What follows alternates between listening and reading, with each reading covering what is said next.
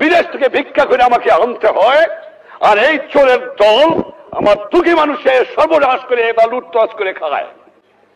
এই জন্য জীবনের যৌবন নষ্ট করি নাই, এই জন্য শহীদরা রক্ত দিয়ে যায় নাই যে কয়েকটা চোরাকার বাড়ি মুনাফাখোর ঘুষখোর দেশের সম্পদ বাইরে বাইর করে দিয়ে আসে, জিনিসের দাম গুদাম করে মানুষকে না খায় মারে। উৎখাত করতে হবে বাংলার বুকের থেকে এদের। টাকা নাই, পয়সা নাই, চাল নাই, ডাল নাই, রাস্তা নাই, রেলওয়ে ভেঙে দিয়ে গেছে। আপনারা ভালো করে কাজ করেন, ঘুষ খাওয়াটা বন্ধ করেন, দুর্নীতি বন্ধ করেন। দেশে অন্ধ অন্ধ দুর্নীতি ভরে গেছে।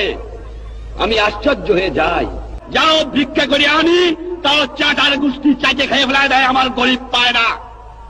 এত চোরের চোর, চোর কোথা থেকে যে পয়দা হয়েছে আমি জানি না, পাকিস্তানের সব নিয়ে